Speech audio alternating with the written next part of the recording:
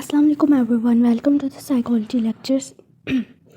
तो अब हम लोग कर रहे हैं persistent depressive disorder which is characterised by depressed mood. कि यहाँ पे मूड डिप्रेस्ड होता है तकरीबन मुसलसल 2 साल तक। और इसको सबसे पहले डिफरेंशिएट करेंगे हम मेजर डिप्रेसिव डिसऑर्डर से। तो मेजर डिप्रेसिव डिसऑर्डर में डिप्रेस्ड मूड होता है और इंटरेस्ट और प्लेयर्स चीज़ों में ख़त्म होना शुरू हो जाता है और ये मुसलसल 2 हफ्ते तक भी रहे तो हम इसको डायग्नोस कर सकते हैं। इसमें sleep changes, appetite changes, activity level changes और वॉथलेसनेस की फीलिंग, एक्सेसिव गिल्ट भी हो सकता है, डिफ़िकल्टी कंसंट्रेटिंग और सुसाइडल आइडिएशन और बिहेवियर भी हो सकता है। परसिस्टेंट डिप्रेशन डिसऑर्डर जो सा होता है उसमें लोअर सिम्पटम थ्रेशोल्ड होते हैं, like 2 symptoms plus depressed mood होता है।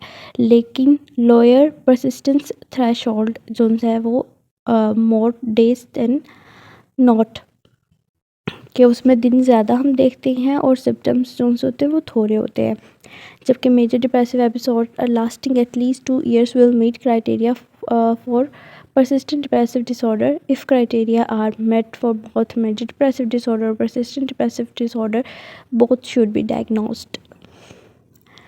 उसके बाद है chronic psychotic depression, schizophrenia, delusional disorder, स्किज़ोअफेक्टिव।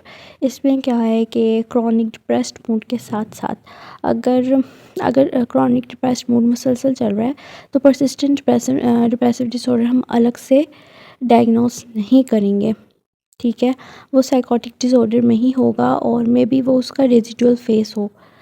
उसके अलावा depressive disorder due to another medical, किसी भी मेडिकल कंडीशन की वजह से अगर डिप्रेशन के सिम्टम्स अराइज हो रहे हैं तो वो फिर हम कह देंगे मेडिकल कंडीशन।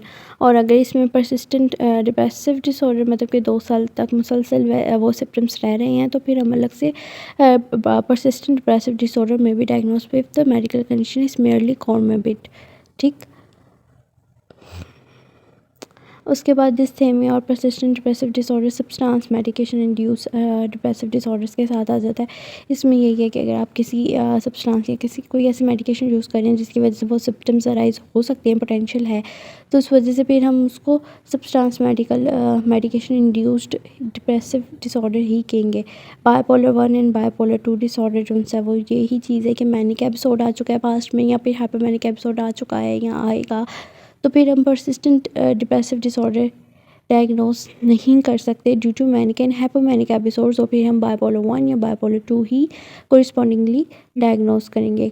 साइक्लोथीमिक जो है वो ये है कि हाइपोमैनिक पीरियड भी बीच में आता है और उसके एडिशन में डिप्रेसिव पीरियड भी आता है और यही मुसलसल चलता है कि हाइपोमैनिक एपिसोड, डिप्रेसिव एपिसोड, और फिर हम जो से परसिस्टेंट डिप्रेसिव डिसऑर्डर डायग्नोस नहीं करेंगे बल्कि साइक्लोथीमिक डिसऑर्डर जो है वो डायग्नोस करेंगे। पर्सनैलिटी डिसऑर्डर्स में एज़ यू कैन सी कि बहुत से ऐसे डिसऑर्डर्स हैं जिसमें हम बात करते हैं कि ज़्यादा इफेक्ट नहीं होते, अकेले रहने वाले होते हैं, ठीक है। ये ऐसे इनर एक्सपीरियंसेस हैं पैटर्न्स के और डेविएट्स जो एक्सपेक्टेशंस ऑफ इंडिविजुअल्स कल्चर के कल्चरली भी डिफरेंट होते हैं और इसका ऑनसेट होता है एडोलसेंस और अर्ली अडल्टहुड।